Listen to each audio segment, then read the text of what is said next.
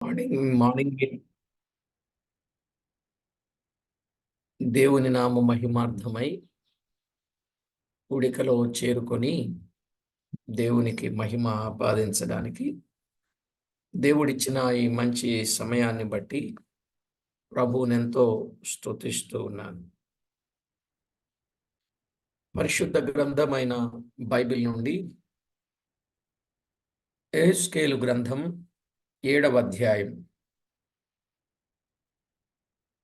1 నుండి 4 వచనాలు చదువుకుందాం.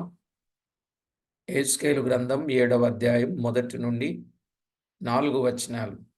మరియు యెహోవా వాక్కు నాకు ప్రత్యక్షమై ఇలాగు సెలవిచ్చెను. నరపుత్రుడా, ప్రకటింపుము, ఇశ్రాయేలీయుల దేశమునకు అంతము వచ్చి ఉన్నది, నలుదిక్కుల దేశమునకు అంతము వచ్చే ఉన్నదని ప్రభువగు యెహోవా సెలవిచ్చుచున్నాడు. ఇప్పుడు నీకు అంతము వచ్చే ఉన్నది. నా కోపము నీ మీద తెప్పించు నీ ప్రవర్తనను బట్టి నీకు తీర్పు తీర్చి, నీవు చేసిన సమస్త హేయ కృత్యముల ఫలము నీ మీదికి రప్పించుచున్నాను. నీ ఎడల కటాక్షముంచకయు కనికరము చూపకయు నుందును. నేను యెహోవానయున్నానని నీ వెరుగునట్లు నీ ప్రవర్తన ఫలము నీవు అనుభవింపచేసేదను. నీ హేయ కృత్యములు నీ మధ్యనే ఉండనిత్తును. చదవబడిన దైవలేఖనం కొరకై ప్రార్థన చేసి వాక్యాన్ని విందాం. పరిశుద్ధుడవైన మా తండ్రి, పరమందు ఆసీనుడవైన మా దేవా, మీ ఘననామానికి వేలాది వందనాలు, కోటాను కోట్లు స్తుతులు స్తోత్రాలు చెల్లిస్తున్నాం. దేవా, ఎంతో గొప్ప దేవుడవు, మమ్మల్ని ఎంతో ఎక్కువగా ప్రేమించిన వాడవు. చదవబడిన లేఖన భాగమును దీవించి మాకు అర్థమయ్యేటట్లు మీ ఆత్మ సహాయమున తేటపరిచేవాడవు. అందుకై స్తోత్రములు. ఏ నేలకు ఏ విత్తనం అవసరమో అది ఎరిగి విత్తే దేవుడవు. ఆత్మ ఫలభరితంగా ఉండడానికి, ఫలము నిలిచి ఉండడానికి మీరు చేసే ప్రతి కార్యాన్ని బట్టి మీకు స్తోత్రములు. మీ క్రియలన్నీ మిమ్మును ఘనపరచుచు ఉన్నాయి అని ఆ రోజు చెప్పినట్లు, మా ప్రభువా, నేడు మేము మీ పాద సన్నిధి చేరి మీ వాక్యము ద్వారా మేలు పొంది మిమ్మును మహిమపరిచే వారముగా మమ్మను సిద్ధపరిచినందుకై కృతజ్ఞతలు చెల్లించుచు, మా ప్రభువు రక్షకుడైన యేసు క్రీస్తు అమూల్యమైన నామమున స్తోత్రము చెల్లించి ప్రార్థించి వినయులమై వేడుచు ఉన్నాము తండ్రి.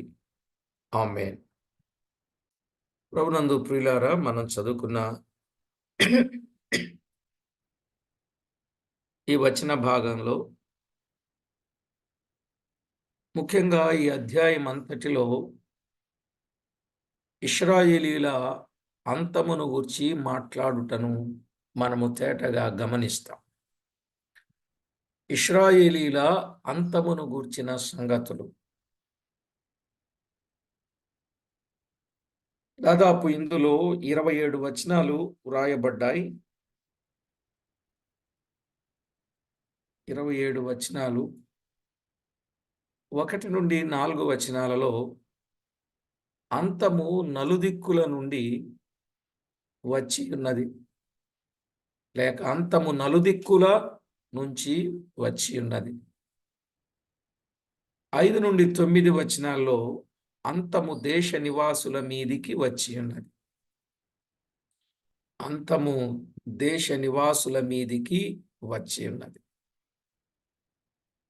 10 నుండి 13 వచనాలలో అంతము అన్ని తరగతుల వారి మీదికి వచ్చి ఉన్నది.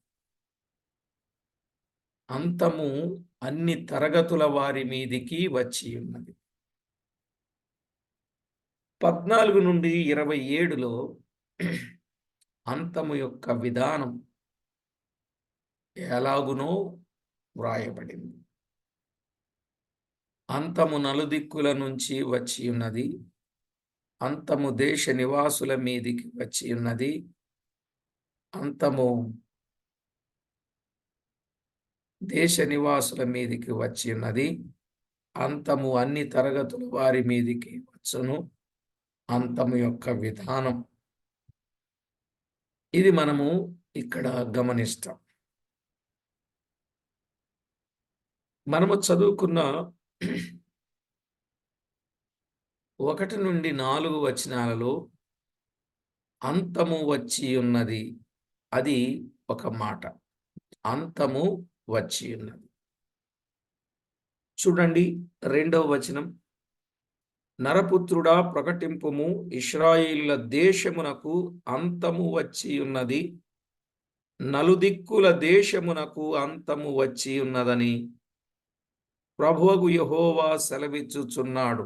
అంతము వచ్చి ఉన్నది అని. 5వ వచనం కూడా చదువుకుందాం. 5వ వచనం.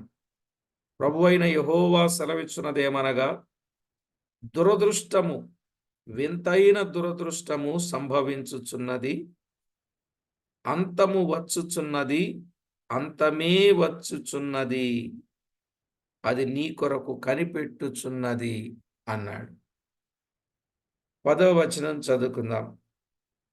ఇదిగో ఇదే ఆ దినం, అది వచ్చేయున్నది. ఆ దుర్దినము ఉదయించుచున్నది. ఆ దండము పూచియున్నది. ఆ గర్వము చిగురించియున్నది. బలత్కారము పుట్టి దుష్టులను దండించునదాయను అన్నాడు. కనుక అంతము వచ్చియున్నది అనగా పాపము పక్వమునకు వచ్చియున్నదని అర్థం. అంతము వచ్చియున్నదంటే పాపము పక్వమునకు వచ్చియున్నది. పాపము పరిపక్వమై మరణమును కంటుంది అనేది మనకు తెలుసు. మరిక్కడ అంతము వచ్చియున్నది అనంటే అసలు అంతం ఎందుకొచ్చిందో ఆదిలోనే చెప్పబడింది. ఆదికాండం 6వ అధ్యాయం. ఆదికాండం 6వ అధ్యాయం 11-13 వచనాలలో మనము చదివినప్పుడు అంతము ఎందుకు వచ్చిందో చూస్తాం. అక్కడేమన్నాడు? భూలోకము దేవుని సన్నిధిని చెడిపోయి ఉండెను. భూమి బలత్కారముతో నిండి ఉండెను. భూమి మీద సమస్త శరీరులు తమ మార్గములను చెరిపివేసుకొనిరి. నా సన్నిధిని వారి అంతము వచ్చి ఉన్నది. వారిని నాశనము చేయుదును అని దేవుడు చెప్పుచూ ఉన్నాడు. అర్థమైందండి? అంతము ఎందుకు వచ్చిందో ఆదికాండములో చాలా స్పష్టంగా వ్రాయబడింది.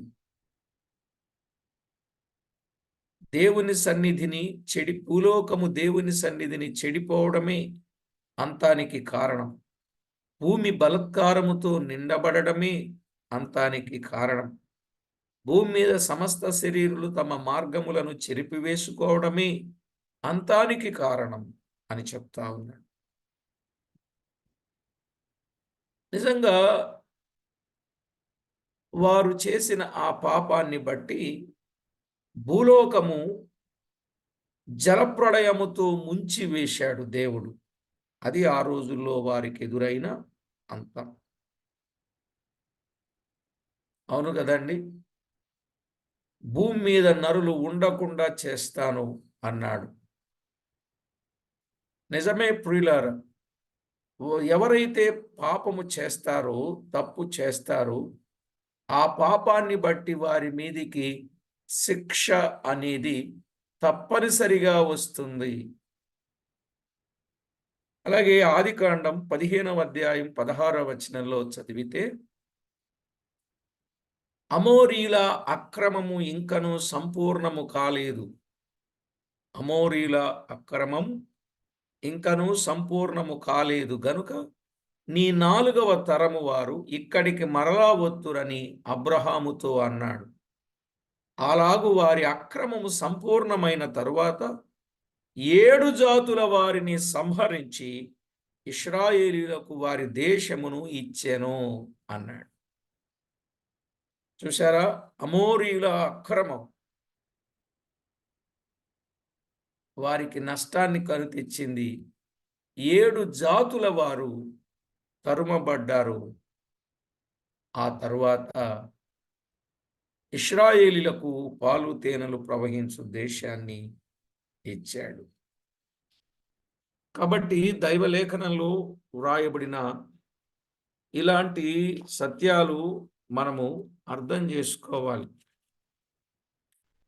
దేవుని వాక్యంలో వ్రాయబడిన ఒక్కొక్క విషయాన్ని మనం గుర్తు చేసుకోవాలి.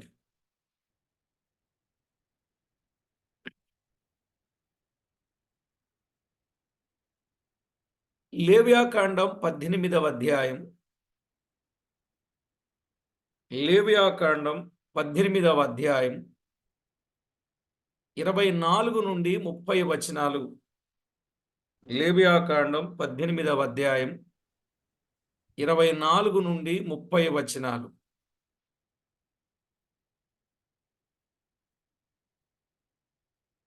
మనము చదివినప్పుడు వారి హేయ క్రియలు వాటిని బట్టి వారి మీదికి ఎలాగున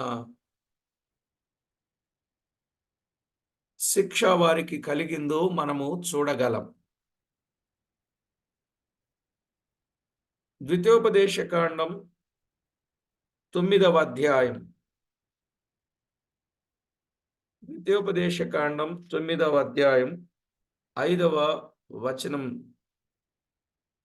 నీవు వారి దేశమునకు వచ్చి దాని స్వాధీనపరచుకొనుటకు నీ నీతి అయినను నీ హృదయ యథార్థత అయినను హేతువు కాదు. ఈ జనముల చెడుతనమును బట్టియే యెహోవా నీ పితరులైన అబ్రహాము, ఇస్సాకు, యాకోబులతో ప్రమాణము చేసిన మాటను స్థాపించుటకై నీ దేవుడైన యెహోవా వారిని నీ ఎదుట నుండి వెళ్ళగొట్టుచున్నాడు అని. చూశారా? దైవ గ్రంథములో వ్రాయబడిన మాట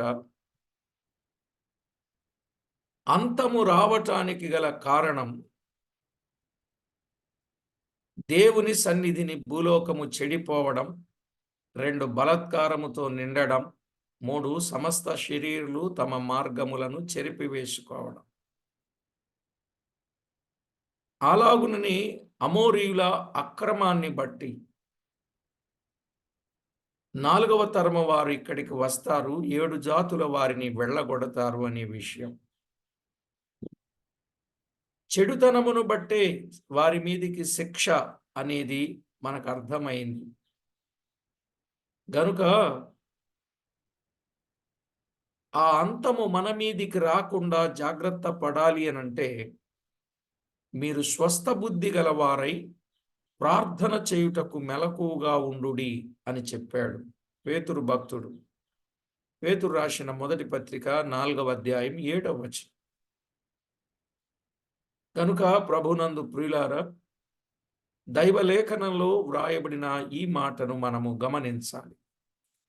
అంతం నలుదిక్కుల నుండి వచ్చి ఉన్నది. అంతం దేశ నివాసుల మీదికి వచ్చి ఉన్నది. అంతం అన్ని తరగతుల వారి మీదికి వచ్చి ఉన్నది. అంతం దాని యొక్క పంతం, అంతము యొక్క విధానం మనకు అర్థమైంది. కాబట్టి మనం మెలకువగా ఉండాలి. ముఖ్యంగా ఏ విషయంలో మెలకువగా ఉండాలి? ప్రభు రాకడ సమీపముగా ఉన్నది అన్నాడు యాకోబు రాస్తూ. యాకోబు పత్రిక 5వ అధ్యాయం 8, 9 వచనాలు. ప్రభు రాక సమీపముగా ఉన్నది. అలాగే ప్రకటన గ్రంథం 1:3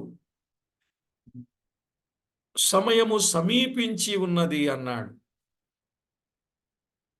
సమయము సమీపించి ఉన్నది. ఏ ప్రభు రాకడ సమీపముగా ఉన్నది, బి లోకాంతము సమీపముగా ఉన్నది. లోకాంతము సమీపంగా ఉంది గనుక సకల జనులకు సువార్త ప్రకటించాక లోకాంతము వచ్చును అన్నాడు. మత్తయి సువార్త 24:14. మత్తయి సువార్త 24:14. గనుక ప్రభునందు ప్రియులారా, పరిశుద్ధ గ్రంథమైన బైబిల్లో ఎంతో వివరంగా వ్రాయబడిన మాటలు. ఇక మన అంతము కూడా సమీపమై ఉన్నది. మన అంతము కూడా సమీపం. మన జీవితములు క్షణభంగురములు. ఎంత త్వరగా చనిపోవుదుమో ఎవరికీ తెలియను. ఎవరికి తెలియను? కనుక మన బాధ్యతలు త్వరగా నెరవేర్చగలవారమై ఉన్నాం. మన ప్రవర్తన అనువైనదిగా, అర్థమైనదిగా ఉండునట్లు మనం చూసుకోవాలి. అదే కాగా మీరు స్వస్థ బుద్ధి గలవారై ప్రార్థన చేయుటకు మెలకువగా ఉండుడి. ప్రార్థన అన్నిటికంటే ముఖ్యమైనది, అది మంచిది, దేవుని దృష్టికి అనుకూలమైనదని తిమోతికు రాసిన మొదటి పత్రిక 2వ అధ్యాయం 1-4 వచనాల్లో మనం చూస్తాం. ప్రభువు కూడా చెప్పారు, విసుగక నిత్యము ఎల్లప్పుడూ ప్రార్థన చేయాలి. లూకా 18:1, 21:36. అయితే ప్రార్థన ఎలా చేయాలో చెప్పాడు. స్వస్థ బుద్ధితో ప్రార్థన చేయాలన్నాడు. పాపము దాచి ప్రార్థన చేస్తే ప్రభు వినడు అని కీర్తన 66:18లో చూస్తాం.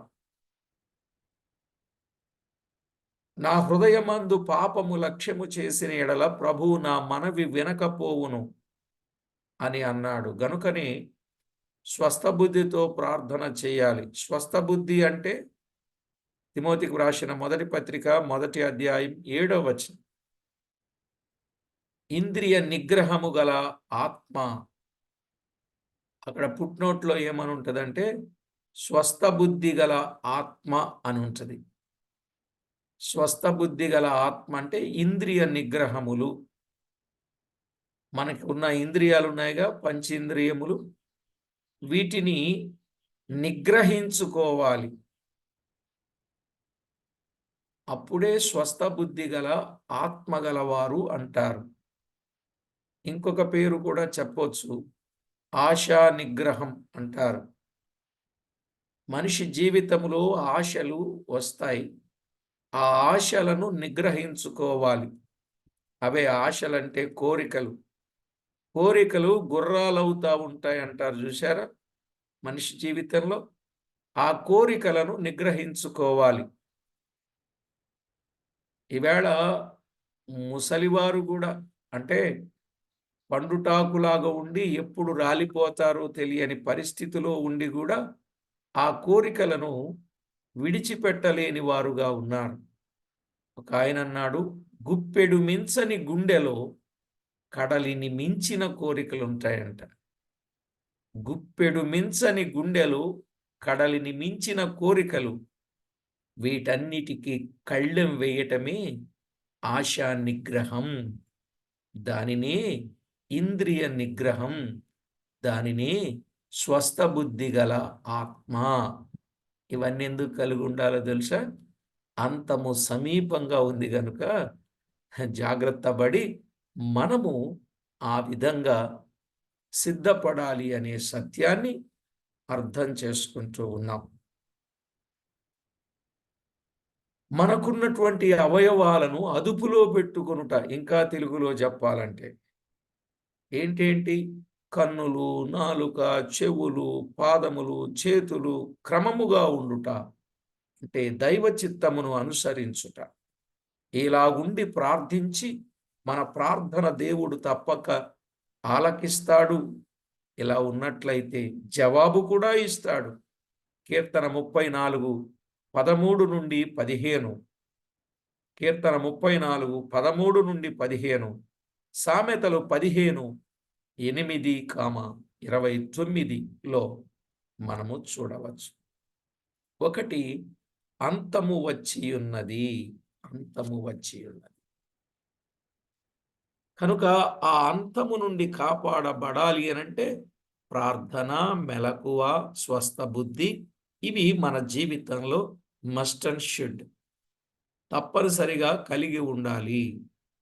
ఇక ఏస్కేలు గ్రంథం 7వ అధ్యాయం 3-4 వచనాలలో వ్రాయబడిన మాట, నా ప్రవర్తనను బట్టి నీకు తీర్పు తీర్చుదును, లేక నీ ప్రవర్తనను బట్టి నీకు తీర్పు తీర్చి, నీ ప్రవర్తనను బట్టి నీకు తీర్పు తీర్చి. ప్రియులారా, జీవము గల దేవుని వాక్యములో నీ ప్రవర్తనను బట్టి నీకు తీర్పు తీరుస్తాను అంటున్నాడు. నిజమే, నీ ప్రవర్తనను బట్టి నీకు తీర్పు తీరుస్తాను. ప్రవర్తన అనే మాట 3వ వచనం 4వ వచనం చూడండి. నా కోపము నీ మీద తెప్పించు, నీ ప్రవర్తనను బట్టి నీకు తీర్పు తీర్చి, నీ ప్రవర్తనను బట్టి అన్నాడు. 4వ వచనములో ఆ చివరి భాగం, నీ ప్రవర్తన ఫలము నీవు అనుభవింపచేసేదను, నీ ప్రవర్తన ఫలము అనుభవింపజేస్తా అన్నాడు. 8వ వచనములో నీ ప్రవర్తనను బట్టి నీకు తీర్పు తీర్చి, 8వ వచనం, నీ ప్రవర్తనను బట్టి నీకు తీర్పు తీరుస్తా అన్నాడు. 9వ వచనం, నీ ప్రవర్తన ఫలము నీవనుభవింపచేసేదను అన్నాడు. నీ ప్రవర్తన ఫలము నీవనుభవింపచేసేదను అన్నాడు. ప్రియులారా, 27వ వచనం చూస్తున్నారా బైబిలు? నేను యెహోవానై ఉన్నానని వారు తెలుసుకొనున్నట్లు వారి ప్రవర్తన ఫలము నేను వారి మీదికి రప్పింపబోవుచున్నాను అన్నాడు. ప్రవర్తన ఫలం. ప్రియులారా, దాదాపు 5 సార్లు ప్రవర్తన ఫలమును గూర్చిన సంగతి చెప్పడం జరిగింది. అవును కదండి? ప్రవర్తన ఫలమును గూర్చి 5 పర్యాయములు. ఇప్పుడు చెప్పండి, ఏ మానవుడైనా తన ప్రవర్తనకు లెక్క చెప్పాలా వద్దా? ఖచ్చితంగా చెప్పాలండి. అందుకే ప్రవర్తన ఫలాన్ని యెషయా గ్రంథంలో అయితే అంటాడు, తాను చేసుకున్నది తాను పూర్తిగా అనుభవిస్తాడు అన్నాడు. ఒక్కసారి నాకు చాలా ఇష్టమైన మాట, ఆ మాట ఒకసారి చదువుదాం. యెషయా గ్రంథం 65:22 వచనం. యెషయా గ్రంథం 65:22, వారు కట్టుకున్న ఇండ్లలో వేరొకరు కాపురముండరు, వారు నాటుకున్న వాటిని వేరొకరు అనుభవింపరు.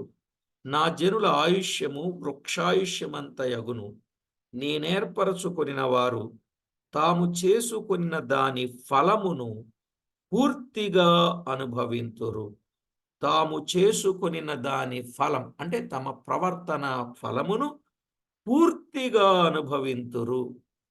ఏమండి, మనం ఏం చేస్తామో అది ఖచ్చితంగా అనుభవిస్తామండి. అందుకే మన జీవితంలో మంచే చేయాలి, మన జీవితంలో మేలే చేయాలి, మన జీవితంలో ఉపకారమే చేయాలి, మన జీవితంలో ప్రభు కోరిన మేరలో ప్రభువుకి ఏది ఇష్టమో అదే చేయాలి. ఖచ్చితంగా ప్రవర్తన ఫలాన్ని అనుభవిస్తాం. కీడు ఆలోచన చేసినా, తలపెట్టినా, చేసినా దానికి తగిన ఫలముంది. ఖచ్చితంగా అండి, మనుషుడు ఏమి విత్తునో ఆ పంట కోస్తాడు. ఇంక అందులో తిరుగులేదు. కనుక ప్రతి మనుషుడు తన ప్రవర్తన ఫలమును అనుభవిస్తాడు. అందుకే అండి, ఎంత సాఫ్ట్గా ఉంటే అంత మంచిది, ఎంత తగ్గించుకొని ఉంటే అంత మంచిది, ఎంత లోబడి విధేయతగా ఉంటే అంత మంచిది, ఎంత కీడును సహిస్తే అంత మంచిది. అది మనకే. ఎందుకంటే ఈ ప్రవర్తన ఫలాన్ని మనం ఖచ్చితంగా అనుభవిస్తాం. ఈ మాట వచ్చినప్పుడు నాకు ఏదోలా ఉంటుంది నాకు. ఈ మాట నాకు గుర్తు చేస్తే చాలు. నా మనసు ఎట్లనో ఉంటదనమాట. నిజంగా మనం ఏం చేస్తే అదే అనుభవిస్తాం. మోసం చేస్తే మోసాన్ని అనుభవిస్తాం. నష్టం చేస్తే నష్టాన్ని అనుభవిస్తాం.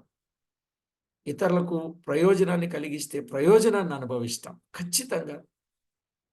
మనం అనుకుంటాం ఈ పూట దాటిపోయిందిలే పరిస్థితి అని అనుకుని వెళ్ళిపోతే, ఆ చివరికెళ్ళిన తర్వాత పట్టుకుంటాడు. ప్రవర్తన ఫలం. అప్పుడప్పుడు అంటుంటారు, ఏ జీవితంలో ఏం చేశానో గాని, ఈ జీవితంలో ఇప్పుడు ఈ కర్మ అనుభవిస్తున్నాను అనుకోలేదా? ఖచ్చితంగా అనుకుంటారు. అంటే అలా జ్ఞాపకం వచ్చుద్దనమాట. కనుక ప్రియులారా, ప్రవర్తనా ఫలమనేది ఉన్నది అనే మాట తేటగా చెప్పాడు. అందుకే జాగ్రత్త పడాలి. మనం ఈ లోకములోనికి ఏమీయు తేలేదు. ఏమీయు తీసుకొని పోలేదు. కానీ ఏమొస్తాయో తెలుసా అండి? తిమోతికి రాసిన మొదటి పత్రిక 6వ అధ్యాయం 8వ వచనంలో మన క్రియలు మన వెంట వచ్చును. మన క్రియలు మన వెంట వచ్చును. అంతే. ప్రవర్తన ఫలం. మన క్రియలు మన వెంట వస్తాయి. ప్రకటన గ్రంథం 14వ అధ్యాయం 13వ వచనంలో కూడా అక్కడ వ్రాయబడిన మాట కూడా అదే గదండీ! ఎంతో తేటగా వ్రాయబడిన మాట. వారు తమ ప్రయాసములు మాని విశ్రాంతి పొందుదురు. వారి క్రియలు వారి వెంట పోవునని ఆత్మ చెప్పుచున్నాడు. వారి క్రియలు వారి వెంట పోవునని ఆత్మ చెప్పుచున్నాడు. వారి క్రియలు వారి వెంట పోతాయి. ప్రవర్తన ఫలం అన్నాడు. కనుక మన ప్రవర్తనను బట్టి రేపక్కడ తీర్పు జరుగును. మన ప్రవర్తనను బట్టే తీర్పు జరుగును. ఒకప్పుడు మన ప్రవర్తన వ్యర్థమైన ప్రవర్తన. అయితే క్రీస్తు రక్తము వలన వ్యర్థమైన ప్రవర్తన నుండి వ్యర్థమైనను ప్రవర్తనను విడిచిపెట్టబడినట్లుగా మనమేమయ్యాం? విమోచించబడ్డాం కదా! పేతురు రాసిన మొదటి పత్రిక 18వ మొదటి అధ్యాయం 18, 19 వచనాలు. పితృపారంపర్యమైన మీ వ్యర్థ ప్రవర్తనను బట్టి వెండి బంగారముల వంటి క్షయ వస్తువుల చేత మీరు విమోచించబడలేదు గాని నిర్దోషమును నిష్కళంకమునకు గొర్రెపిల్ల వంటి క్రీస్తు రక్తము చేత మీరు విమోచింపబడితిరని మీరు ఎరుగరా అని అక్కడ ఉంటుంది. కనుక ఒకప్పుడు మనము వ్యర్థమైన ప్రవర్తన కలిగిన వారం. అయితే ప్రభు మహాకృపను బట్టి నిర్దోషమును నిష్కళంకమునకు గొర్రెపిల్ల వంటి క్రీస్తు రక్తము చేత ఆయన మనలను విమోచించాడు. అందుకే ప్రభు నేను పరిశుద్ధుడను గనుక మీరును పరిశుద్ధ ప్రవర్తన కలిగి ఉండండి అని ఆయన చెప్పాడు. పేతురు రాసిన మొదటి పత్రికలో మొదటి అధ్యాయం 14 నుండి 16 వచనంలో పరిశుద్ధ ప్రవర్తన అనగా పూర్వం అజ్ఞాన దశలో ఉన్న ఆశలను అనుసరించి ఆ అజ్ఞాన దశలో దురాశలు, మనుజాశలు, శరీరాశలు ఉన్నాయి కదా, వాటిని విసర్జించి అన్నాడు. అదే పత్రిక 2:11 4వ అధ్యాయం 2-3 వచనాలు. వాటిని అనుసరించి ప్రవర్తింపక సమస్త విషయములో పరిశుద్ధులయుండుడి.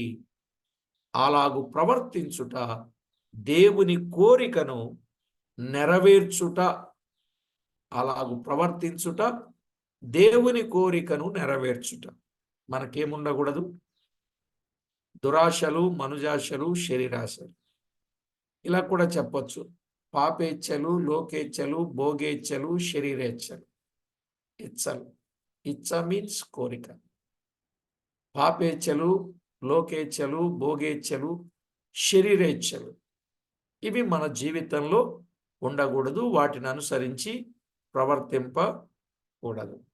మనం ఎప్పుడైతే మంచి ప్రవర్తన కలిగి జీవిస్తామో దేవునికి మన వలన మహిమ వెళ్తుంది. అదే పేతురు పత్రిక 2:12లో యుక్త ప్రవర్తన కలిగి ఉండవలెను అన్నాడు. యుక్త ప్రవర్తన. అలా ఎప్పుడైతే యుక్త ప్రవర్తన కలిగి ఉంటామో అజ్ఞానముగా మాట్లాడే వారి నోరు మనం మూయగలము. 2:17 స్త్రీలు పవిత్ర ప్రవర్తన కలిగి ఉన్నాడెలా భర్తలు రక్షింపబడుదురని కూడా పేతురు భక్తుడు చెప్పాడు. స్త్రీలలో ఏముండాలంట? పవిత్ర ప్రవర్తన. పవిత్ర ప్రవర్తన ఉంటే వాక్యము లేకుండానే తమ భర్తలను రాబట్టవచ్చును అని వ్రాయబడింది. వాక్యం లేకుండానే భార్యలు భర్తలను ప్రభు సన్నిధికి తేవచ్చటండి. వాక్యం లేకపోయినా. మరి వాక్యం ఉంటే ఇంకా చక్కగా రాబట్టొచ్చు కదా అని చెప్పాడు. కనుక 3వ అధ్యాయం 1-2 వచనాల్లో సత్ప్రవర్తన కలిగి ఉండుట వలన ఉన్నాడు. సత్ప్రవర్తన. ఈ సత్ప్రవర్తన మీద ఎవరైనా నింద వేస్తే వారు సిగ్గుపడేటట్లుగా చేస్తాడు. 3వ అధ్యాయం 15వ వచనం 16వ వచనం 4వ అధ్యాయం 19వ వచనం. గనుక మన ప్రవర్తన చాలా ప్రాముఖ్యమైనది అనే విషయాన్ని మనము చూస్తున్నాం. చాలా ప్రాముఖ్యమైనది. మన ప్రవర్తన చాలా ప్రాముఖ్యమైనది. ఇక తర్వాత 3వది 1 అంతము వచ్చి ఉన్నది. 2 నీ ప్రవర్తనను బట్టి నీకు తీర్పు తీర్చుదును. రండి మన యెహెజ్కేలు గ్రంథానికి నేరుగా వచ్చేయండి. యెహెజ్కేలు గ్రంథం 7వ అధ్యాయం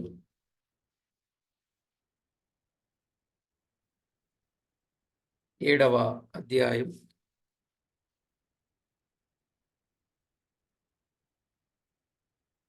4వ వచనం. నీ ఎడల కటాక్షముంచకయు కనికరము చూపకయు నుందును. నేను యెహోవానయున్నానని నీ వెరుగునట్లు నీ ప్రవర్తనా ఫలము నీవు అనుభవింపచేసెదను. నీ ఎడల కటాక్షముంచకయు కనికరము చూపకయు అన్నాడు కదా. 3వ మాట నీ ఎడల కటాక్షముంచకయు కనికరము చూపకయు నుందును అన్నాడు. ఎక్కడెక్కడ ఉన్నది ఆ మాట? 8వ వచనంలో కూడా.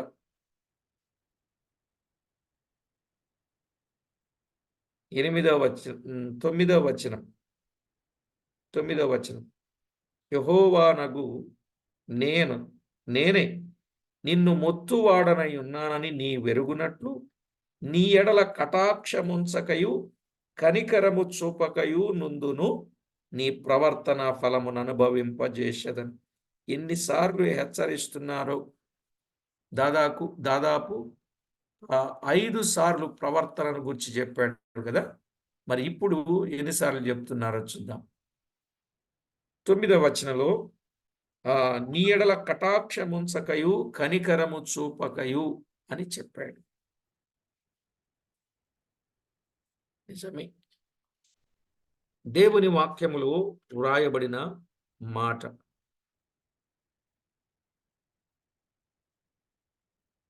5వ అధ్యాయం 11వ వచనంలో 5వ అధ్యాయం 11వ వచనంలో కూడా కరుణా దృష్టి అయినను జాలి అయినను లేక నిన్ను క్షీణింప చేసేదను అన్నాడు.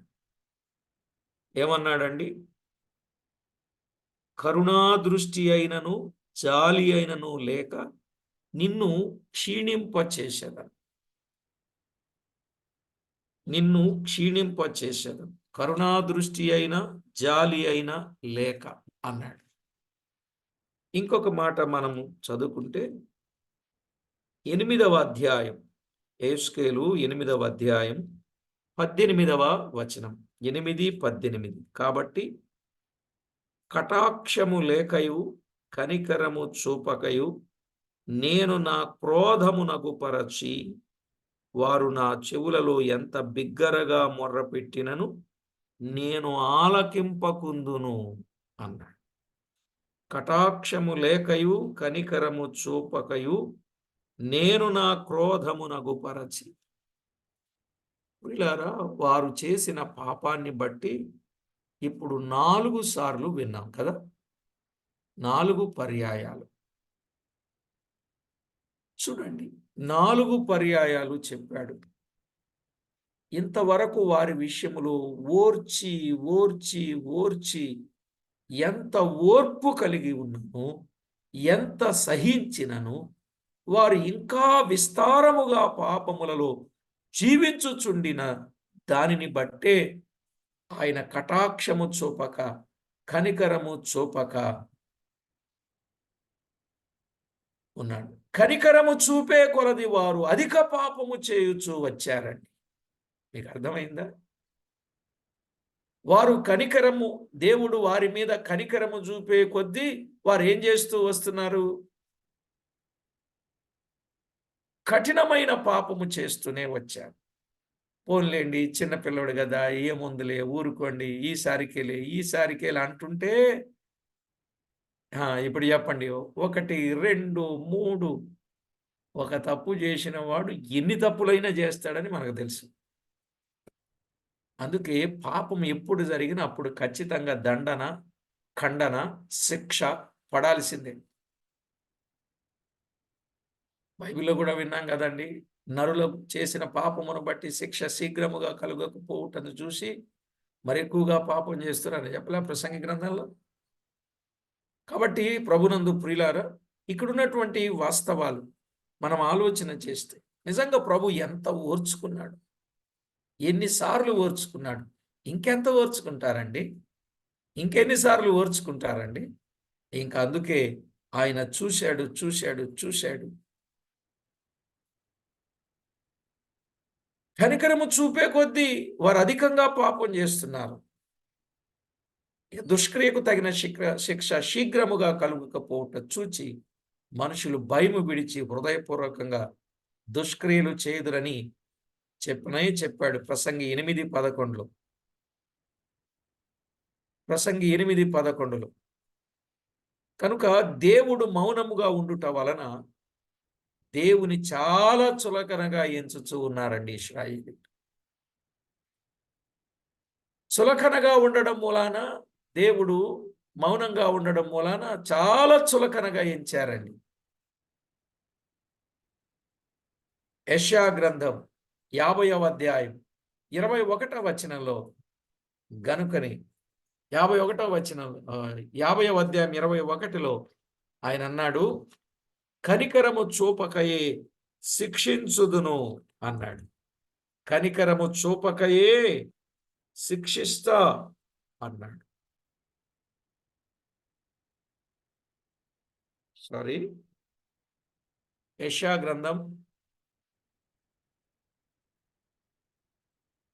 21 వచనం లేదు, 11 వచనాలే ఉన్నాయి. కనికరము చూపకయే నేను శిక్షిస్తా అన్నాడు. ఎందుకంటే ఎంతగా వారి మీద ప్రేమ కలిగి ఉన్నా, దయ కలిగి ఉన్నా, ఓర్పు కలిగి ఉన్నా, కనికరము కలిగి ఉన్నా దానిని వారు లోకుగా తీసుకున్నారు, చులకనగా తీసుకున్నారు. అందువల్ల ఇక దేవుడు ఓపిక పట్టలేకపోతున్నాడు. ఓపిక పట్టలేకపోతా ఉన్నాడు.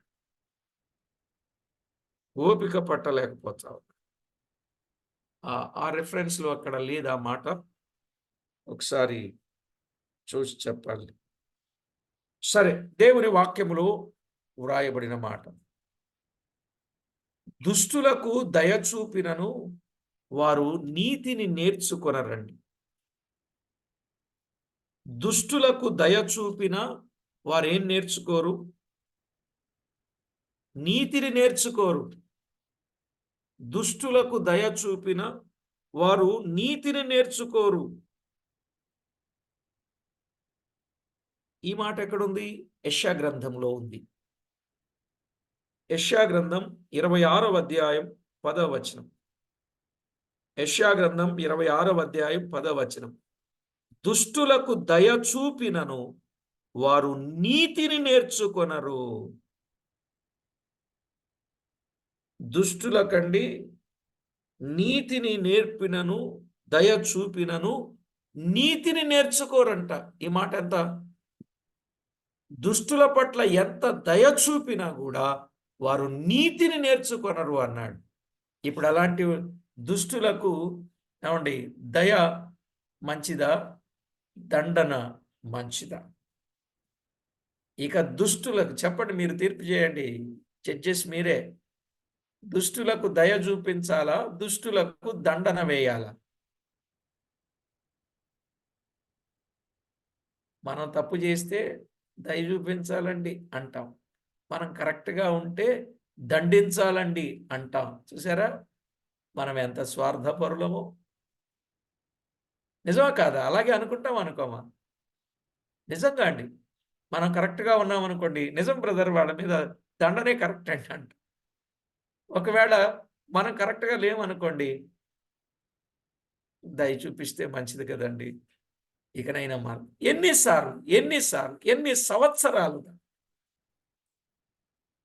సంవత్సరాలుగా దయ చూపిస్తూ ఉన్నా అది నేర్చుకోవటం లేదు. కాబట్టి కనికరము చూపకయు కటాక్షము చూపకయు శిక్షించుదును అన్నాడు. ఇక నేను కనికరము చూపను, కటాక్షము చూపను, వారిని శిక్షిస్తా అన్నాడు. ఇక 4వ మాట కూడా విందామంటారా? 4వ మాట కూడా వింటే బాగుంటుంది. రండి, యెహెజ్కేలు గ్రంథం 7వ అధ్యాయం. యెహెజ్కేలు గ్రంథం 7వ అధ్యాయం 4వ వచనం. నీ ఎడల కటాక్షముంచకయు కనికరము చూపకయు నుందును, నేను యెహోవానై ఉన్నానని నీవెరుగునట్లు నీ ప్రవర్తన ఫలము నీవు అనుభవింపచేసేదను. 4వది, నేను యెహోవానై ఉన్నానని నీవెరుగునట్లు. మొదటి మాట ఏంటి? ఒకటి, అంతము వచ్చి ఉన్నది. రెండవ మాట ఏమిటి? నీ ప్రవర్తనను బట్టి నీకు తీర్పు తీరుస్తాను. మూడవ మాట ఏమిటి? నీ ఎడల కటాక్షముంచకయు కనికరము చూపకయు నుందును.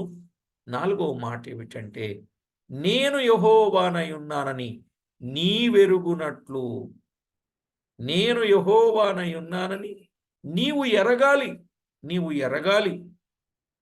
నీ ప్రవర్తన ఫలమును అనుభవింపజేస్తా.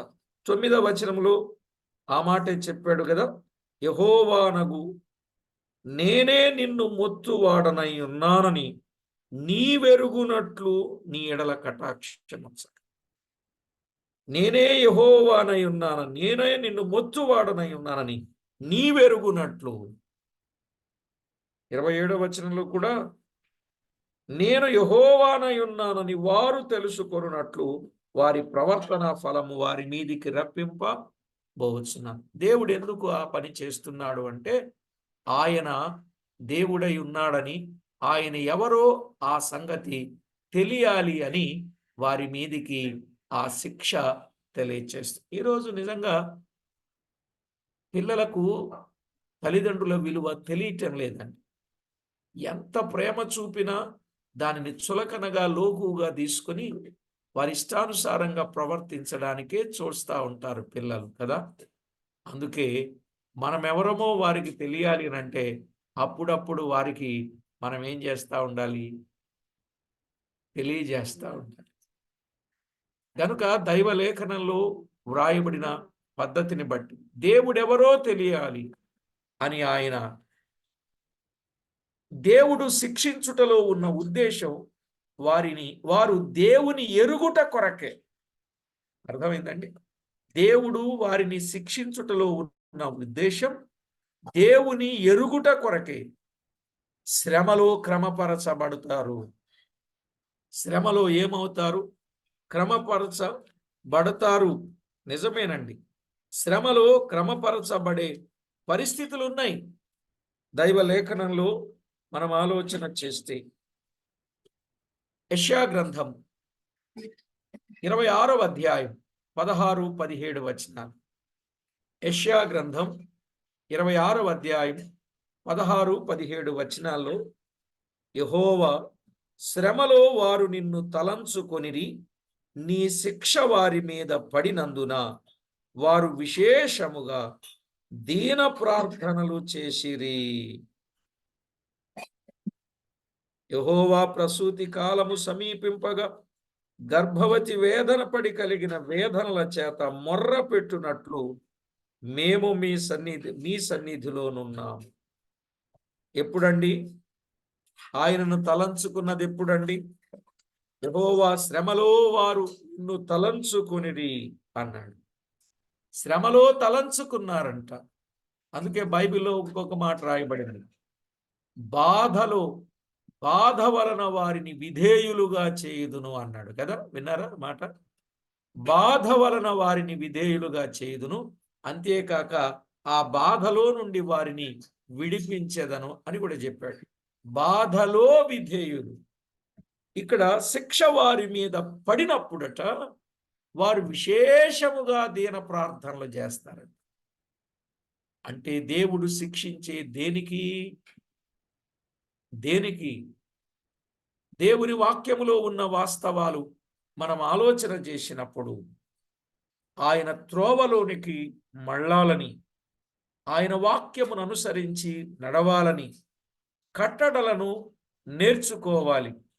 అదే కీర్తనకారుడు అంటాడు 118వ కీర్తనలో 67-71 ఈ 2 చరణాలు చదివితే 118వ కీర్తన 67-71, నీ కట్టడలను నేర్చుకొనుటకు శ్రమ కలిగి ఉండుట నాకు మేలాయను అన్నాడు. ఆయన కట్టడలను నేర్చుకొనుటకు శ్రమ కలిగి ఉండుట నాకు మేలాయను. కట్టడలను నేర్చుకోవడానికి శ్రమ కలిగి ఉండడం ఆయనకు అది మేలయ్యింది అనే మాట చూస్తాం. గనుక ప్రియులారా, దేవుని ఎదుట యోగ్యముగాను సిగ్గుపడనక్కర్లేని పనివానిగాను ఉండడానికి మొదట యోగ్యమైన ప్రవర్తన, రెండవది మనము పని కలిగి ప్రభువుకు ఎంతో మహిమకరంగా ఉండాలి. ఇప్పుడు చెప్పండి, దేవుడు ఎవరో మనము ఎరిగిన వారంగా ఉండాలి కానీ దేవునికి విరోధంగా మనము ఉండకూడదు. ఇక తర్వాత 4 పాయింట్స్ ఉన్నాయి. ఆ పాయింట్స్ తర్వాత మనం విందాం. కాబట్టి ప్రభునందు ప్రియులారా, దైవ లేఖనంలో వ్రాయబడిన మాటలు ఆలోచన చేయండి. నేను యెహోవానై ఉన్నానని నీ వెరుగునట్లు నీ ప్రవర్తన ఫలమును అనుభవింప చేస్తాను అన్నాడు. కనుక ప్రతి ఒక్కరూ తమ ప్రవర్తన ఫలమును అనుభవిస్తారు. కనుక మీరేమి ఏం చేస్తే దాని ఫలమున్నది తప్పనిసరిగా అనుభవిస్తాం. ప్రార్థన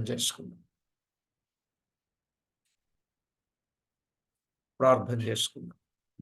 పరిశుద్ధుడవైన మా తండ్రి, పరమందు ఆసీనుడవైన మా దేవ, మీ ఘననామానికి వందనాలు, స్తుతులు, స్తోత్రాలు చెల్లిస్తున్నాం. మీ నామ మహిమార్థమై మీ వాక్యము ద్వారా మా వ్యక్తిగత జీవితాలతో మాట్లాడారు. అంతము వచ్చి ఉన్నది అని ప్రారంభించారు. నిజమే నాయన, మా ప్రవర్తనను బట్టి మాకు ఫలమున్నది. మీరెందుకు కనికరమును కటాక్షమును మా పైన చూపలేదో అది కూడా అర్థమైంది.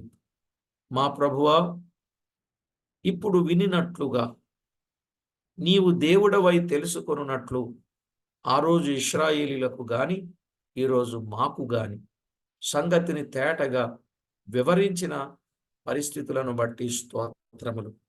మా ప్రభువా, మా క్రియలు మా వెంట వస్తాయి గనుక మేము మీకెంతో మహిమకరంగా జీవించుటకు మమ్మును సిద్ధపరచి మీ నామమునకు మహిమ ఆపాదించుకొనమని కోరుచు మా ప్రభు అయిన యేసు క్రీస్తు అమూల్యమైన నామమున ప్రార్థన చేస్తూ చేరి వచ్చిన వారందరూ చక్కని ప్రవర్తన, యోగ్యమైన ప్రవర్తన, మంచి ప్రవర్తన, సత్ప్రవర్తన, మీరు కోరిన ప్రవర్తన మా ప్రభువ కలిగి ఉండి మీకు మహిమకరంగా జీవించుటకు మమ్మందరినీ సిద్ధపరచమని మా ప్రభు అయిన యేసు క్రీస్తు నామమున ప్రార్థించి వేడుచూ ఉన్నాం మా పరమ తండ్రి. ఆమేన్. ప్రభునందు ప్రియులారా, విలువైన విషయాన్ని తేటగా మనము నేర్చుకోగలిగాం. ప్రభుకు స్తోత్రం.